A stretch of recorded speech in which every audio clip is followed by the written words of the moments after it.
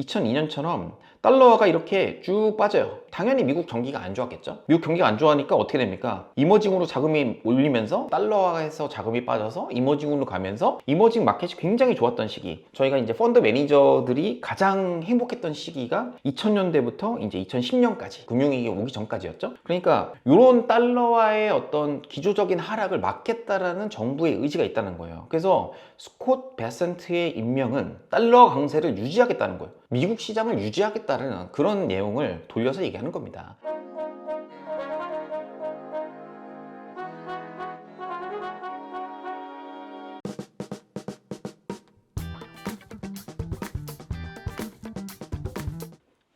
안녕하세요. 옆집 부자영의 대리입니다. 오늘은 미국 재무장관 스콧 베센트의 임명이 우리 금융시장에 어떤 영향을 미치는지에 대한 고민거리를 한번 들고 와봤습니다.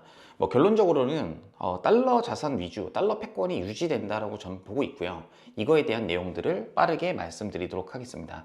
제가 지금 올리는 내용들은 텔레그램 엄브렐라 리서치 공식 계정과 그 다음에 엄브렐라 리서치 앱에 바로바로 페이퍼로 올라가고 있습니다. 그래서 구독을 원하시는 분들은 들어가셔서 좀 보시면 될 것 같고요. 먼저 말씀드리기 전에 구독과 좋아요 꼭 부탁드리도록 하겠습니다. 이게 얘기를 꼭 해야 된다고 하더라고요. 네. 일단 저희가 며칠 전에 이제 트럼프가 이제 계속 이제 내각들을 이제 구성하기 시작하고 있습니다.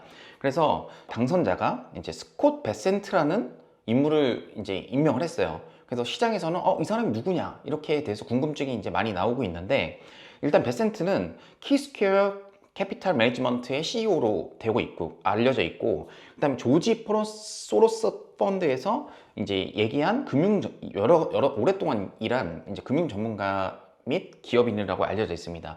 암호화폐의 우호적인 성향을 갖고 있다고 해서 보시면은 이제 임명이 딱 되자마자 얼굴만 봐도 딱 이제 금융인처럼 생겼죠. 딱 보서 비트코인이 이제 떡상하는 이런 모습이 보이는데, 이런 것들이 다 어떻게 보면은 그 스콧 때문이다 라고 생각을 하고 있습니다. 그러면 저희가 중요한 거는 여기서 스콧 베센트가 어떤 사람인지를 먼저 좀 살펴봐야 될 것 같거든요. 그래서 이 부분에 대해서 좀 말씀을 드릴게요. 일단 베센트의 커리어를 좀 알아봐야 될 것 같은데, 62년에 사우스캐롤라이나에서 이제 태어났고 이제 예일대를 졸업을 했습니다. 어떻게 보면 엘리트죠. 네. 월스트리트에서 경력을 쌓은 전문 금융인이라고 보시면 될 것 같아요. 그래서 이 부분에 좀 특이한 경력이 하나 있는데, 초반에는 민주당을 지지해서 엘고 같은 후보한테 기부를 했어요. 이제 이것 때문에 지금 공화당에서 초기에 굉장히 찍힌 상태입니다. 그래서 정치적 성향이 좀 번모하면서 트럼프 대선 캠프에 참여를 했습니다. 하지만 저희가 나중에 또 봐야 되지만 보수파로부터 의심을 가질 수밖에 없죠. 왜냐면 이게 진짜 맞냐, 이 사람이 트럼프가 될 것 같으니까 온 철새 기록이 아니냐라고, 이제 민주당 출신 아니냐라는, 민주당을 선호했던 사람 아니냐라는 거에 대한 의심을 받고 있는 상황입니다. 이게 굉장히 중요한 나중에 포인트가 되기 때문에 꼭 기억을 해두시면 될 것 같아요. 그래서 베센트는 이제 로버트 트럼프와 굉장히 가까운 사이였고, 이제 로버트 트럼프가 이제 트럼프의 친형인데 이제 일찍 젊은 나이에 요절을 했잖아요. 그래서 이것 때문에 아무래도 트럼프와 가족과의 오랜 관계를 유지해온 배경이 여기에 있지 않을까라고 생각을 하고 있습니다. 그래서 트럼프 선거 캠프의 어떤 경제 고문으로서 트럼프 경제 어젠다를 굉장히 강력하게 지지하는 그런 상황이고, 그 다음에 이런 내용들을 좀 살짝 보면은 예산 적자를 GDP 3% 내로 줄이고, 그러니까 지금 트럼프랑 일론 머스크가 하려고 하는 미국의 강한 구조조정, 민주당이 많이 뿌려놓은 이런 빚으로 인한 어떤 그런 것들을 효율화시키는데 최적화 인물이라고, 이제 그게 바로 지명의 원인이 되지 않을까 이렇게 생각을 하고 있습니다. 네, 그래서 조지 소로스의 펀드, 그러니까 조지 소로스의 오른팔이었고 거기에서 CIO를 했거든요. 운용사에서 사실 CIO는 아무한테나 맡기지 않습니다. 주식도 물론 잘해야겠지만 이 대표랑의 성향이 좀 맞아야 되거든요. 그럼 소로스의 오른팔이기 때문에 소로스와 굉장히 비슷한 성향을 가질 수밖에 없다라고 생각을 좀 하고 있어요. 그래서 소로스로부터 또 이제 소로스 돈을 많이 벌어줬겠죠, 펀드로서. 그러면 20억 달러를 투자를 받아서 키스퀘어 캐피탈이라는 헤지 펀드를 설립을 했습니다.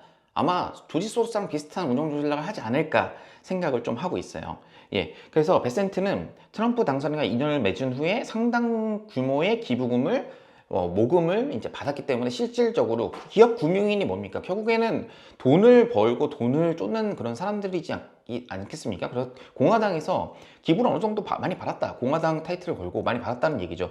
그래서 결국엔 아메리카 퍼스트에 대해서 강력하게 지지한다. 그러니까 결국 트럼프 오른팔, 왼팔인가요?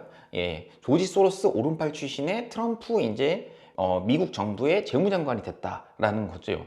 그래서 이렇기 때문에 저희가 다시 한번 베센트에 대해서 저희가 공부를 해봐야 되는데, 중요한 건 그럼 조지 소로스는 누구냐? 조지 소로스의 오른팔이었으면 조지 소로스가 갖고 있는 포트폴리오가 저희한테 좀 영향을 주는 거 아니냐, 이렇게 생각을 했기 때문에 조지 소로스에 대해서 간단하게 여러분 다 아시겠지만 말씀을 좀 드리면은, 일단 퀀텀 펀드의 창시자죠. 뭐 70년대부터 운용을 했기 때문에 뭐 엄청난 펀드입니다. 연평균 70년대, 그러니까 30년 동안 30%를 쳤어. 이거는 한국 시장이면 당연히 못할 그런 수익률인 것 같고요. 그래서 이제 수익을 엄청나게 창출한 그런, 어떻게 보면 펀드의 어떤 구루 같은 그런 분이시죠. 근데 최근에 17년도에서 19년부터는 수익률이 다소 부진을 했다고 합니다. 그래서 이분의 어떤 소로스의 특징을 좀 보면은 높은 수익을 추구하면서도 리스크 관리에 주의를 한다. 이게 굉장히 어려운 부분이긴 한데, 어쨌든 네, 반사성 이론을 투자에 적용한다고 하는데, 이게 어떤 거냐? 투자자들의 인식이 경제 펀더멘털에 인식을 미치고, 이런 경제 펀더멘털의 인식이 다시 투자자들의 영향, 순환참조 된다는 거죠. 결국엔 시장의 분위기가 좋다라는 얘기입니다. 그러니까 워렌 버핏이 원리 원칙을 좀 강조했다면, 이분 같은 경우에는 시장의 센티멘트를 어느 정도 이해를 하고 있다라고 보시면 될 것 같습니다. 그래서 결국엔 시장은 본질적으로 비효율적이면서 투자자들의 행동이 자산 가격에 영향을 미친다. 그럼 워렌 버핏과 달리 단기적, 투기적 성향까지 우리는 할 수 있다. 적극적으로 활용한다. 그럼 결국엔 귀가 좀 열려 있다는 그런 얘기겠죠. 그래서 시장 가격과 경제 현실이 괴리가 있다는 걸 가지고 인정한다는 겁니다. 약간 지금 미국 시장이 고점 얘기가 계속 나오고 있는데, 이거에 대해서도 개의치 않고 주식이 더 될 것 같으면 적극적으로 주식을 투자하는 그런 성향을 갖고 있다는 거죠. 그래서 시장 상황에 따라 포트폴리오를 조정하는 유연한 접근법을 갖고 있다. 이런 얘기를 하고 있어요. 그러면 조지 소로스의 펀드를 좀 보면은, 이게 이제 2분기 때까지의 펀드거든요. 그래서 펀드를 보면 S&P 500을 제일 많이 갖고 있고, 그 다음에 아스트라제네카, 뭐 이런 알파벳, 뭐 이런 기업들을, 저희가 알고 있는 기업들을 갖고 있습니다. 그래서 생각보다 뭐 바이오도 이쪽도 투자를 좀 적극적으로 하고 있는 거구나, 이렇게 생각을 할 수 있는데, 그렇다면 이분의 3분기 포트폴리오를 저희가 좀 봐야 될 것 같아요. 3분기에 조지 소로스가 운용하는 퀀텀 펀드의 포트폴리오를 보면은 중국 관련주, 그 다음에 소프트웨어, 그 다음에 CRM, 그 다음에 GPN, 이런 같은 소프트웨어 결제 기업을 주로 보유했습니다. 그리고 매도를 한 거에는, 물론 애플은 풋을 팔긴 했거든요. 그러니까 결국엔 애플도 어떻게 보면은 하방 베팅을 좀 어느 정도 했다는 거고, 애플과 구글 등 빅테크 기업을 순매도 기조로 갖고 있다. 이 얘기는 굉장히 중요한 겁니다. 자신의 오른팔이었던 스콧이 이제 재무부 장관이 되니까 빅테크에 대한 규제를 때릴 수도 있다라는 어떤 그런 내용들을 이 사람의 성향을 통해서 당연히 알 수 있겠죠. 같이 일을 오래 했기 때문에. 그래서 이런 애플과 구글 등의 빅테크의 어떤 상승세가 좀 주춤할 수 있다. 그럼 나스닥의 지수를 이끌었던 빅세븐, 이런 애들의 어떤 상승세가 좀 주춤할 수 있겠다라는 걸 저희가 유추를 좀 해볼 수 있습니다. 하지만 그렇다고 미국 주식이 그러면 다 끝난 거냐? 그게 아니라 아메리카 퍼스트 어젠다를 실행하려는 베센트의 임명은 결국에는 앨런과는 굉장히, 기존 민주당의 베이스인 옐런과는 급진적인 성향을 갖고 있을 수밖에 없다라는 거예요. 아까 제가 말씀드렸죠. 민주당에서 처음에 민주당을 지지했던 사람 아니야? 라고 이렇게 의문을 계속 품을 거 아니에요? 같은 공화당 사람들이. 그렇다면 어떻게 할까요? 제가 그거를 민주당이 했던 거를 더 강력하게 제가 앞장서서 어떻게 보면 공화당의 정책들을 강력하게 밀어붙여야 자기가 공화당 사람이라는 걸 인정받을 수 있을 겁니다. 그래서 스콧 베센트는 굉장히 집중적인 성향을 가지고 있고, 이게 트럼프랑 같이 해서 어떻게 보면 아메리카 퍼스트라는 정책을 강력하게 초반에 이제 할 가능성이 높다고 생각해요.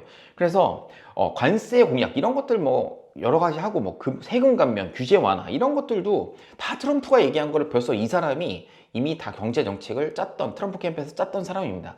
하지만 이분이 좀 좋게 얘기하는 거는 비트코인이 젊은 사람들과 이전에 참여할 수 없는 사람들한테 새로운 시장을 하는 거에 대해서 굉장히 긍정적. 보통은 금융권에 오래 있던 사람들이 비트코인을 많이 하진 않거든요. 이분도 굉장히 시장에 대해서 열려 있는 사람이다 라고 하는 거죠. 하지만 그 열려 있는 게 저희 한국이나 이런 이머징 마켓에는 별로 좋지는 않습니다. 그래서 결국엔 미국의 GDP 성장과 글로벌 경쟁 강화를 목적이라고 얘기를 했는데 이게 뭔가요? 결국 이거는 달러 강세, 미국채 이자율 요 정도 유지. 그러면은 그 미국의 금융자산이 계속 오를 수밖에 없는 그런 환경을 자기는 제공하겠다라는 얘기예요. 그 얘기는 뭐냐? 미국의 높은 밸류에이션을 지금 높지만 정당화시키겠다. 자신의 사수였던 조지 소로스가 갖고 있는 펀드의 가격이 급락하는 거를 자기가 어느 정도 막아줄 가능성, 이런 음모 이론이 좀 생길 수도 있겠습니다. 그래서 밸류에이션이 미국만 또 높아질 수 있겠다라는 생각이 좀 들어요. 그래서 미국 시장의 강세는 제가 생각하는 다른 왜 미국 달러가 중요한지에 대해서 말씀을 드리겠습니다. 미국 시장의 강세는 펀더멘탈 기업 이익 개선도 있지만 달러와의 강세도 굉장히 중요하다라는 걸 좀 말씀드리고 싶어요. 네, 달러 강세가 왜 중요하냐?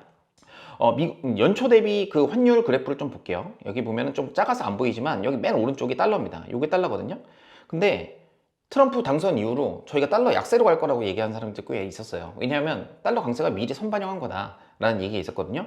한 달 동안의 환율을 보면은 다른 애들 지금 오른 게 하나도 없어요. 근데 달러만 올렸거든요.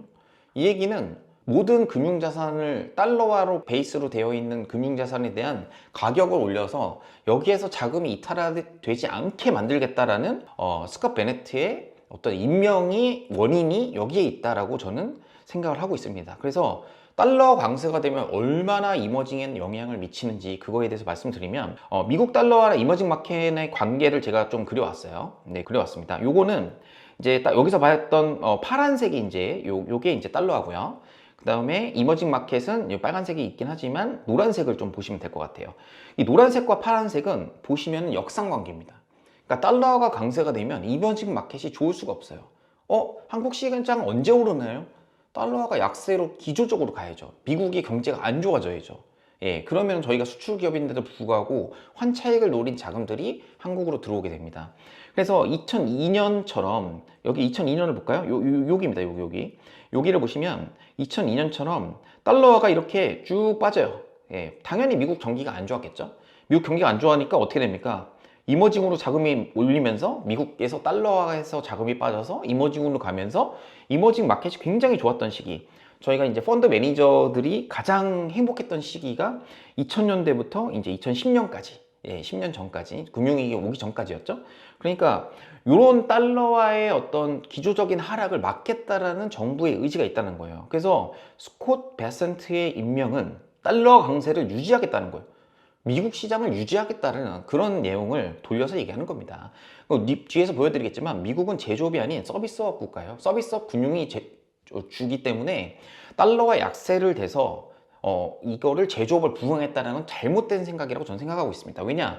달러 약세가 되잖아요. 인플레이션 더 일어납니다. 그럼 이 인플레이션 못 잡는다고 또 얘기가 나올 수 있기 때문에 절대 달러화를 약세하러 갈지 않을 거라고 생각합니다. 그 얘기는 지금 이머징 마켓보다는 미국의 밸류에이션 확장이 더 유리한 국면이다. 한국 시장이 어려운 이유가 바로 여기에 있습니다. 저도 한국 주식만 분석하는 사람이기 때문에 참 이거 보면서 참 슬픕니다. 그래서 그러면 2002년도에 뭐가 있었는지 한번 볼까요? 2002년도 보면은 자, 요 부분입니다. 요 부분.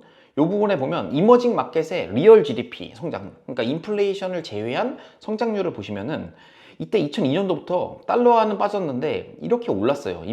예, 이게 뭐가 올랐냐? GDP가 올랐다는 거예요. 리얼 GDP가. 네. 리얼 GDP가 올랐다는 얘기는 무슨 얘기죠? 기업 실적이 개선된다. 그럼 달러와 약세 기업 실적 개선되니까 이머징으로 다 간 겁니다. 그런데 지금 2005년도 이후에 이 성장 예상치를 한번 볼까요? 다 누워 있어요. 그런데 누가 이머징에 투자를 합니까? 달러 강세에다가 이머징 국가의 성장률도 낮은데 예전만큼 이렇게 센 구간이 아니거든요. 그렇기 때문에 달러 강세 기조, 달러 자산이 점점 더 아웃퍼폼할 수 있다라고 하는 거예요. 마지막으로 한 말씀 더 말씀드리면은 아까 말씀드렸던 미국의 제조업이 달러 약세가 유리하다는 건 함정이라고 생각하는 이유입니다. 미국은 이게 21년도에 미국의 어떤 산업 구조를 보여주는 내용이거든요. 미국은 가장 높은 게 뭐냐? 금융이에요, 금융. 금융은 어디서 파생되냐? 자산 가격이 올라가야죠. 금융은. 자산 가격이 빠지면 금융은 소용이 없습니다. 예, 증권사, 한국의 증권사가 지금 어려워지는 이유, 주식시장이 안 좋기 때문이에요. 예. 그래서 구조조정 지금 하고 있는데, 어찌됐든 1번은 파이낸스입니다. 결국에는 자산 가격을 올려야 됩니다. 그럼 미국 퍼스트, 아메리카 퍼스트, 이거 정책하고 일맥상통되죠. 그 다음에 프로페셔널 비즈니스 서비스. 그러니까 미국은 서비스 국가잖아요. GDP에 많이 차지하고 있는 게 서비스입니다.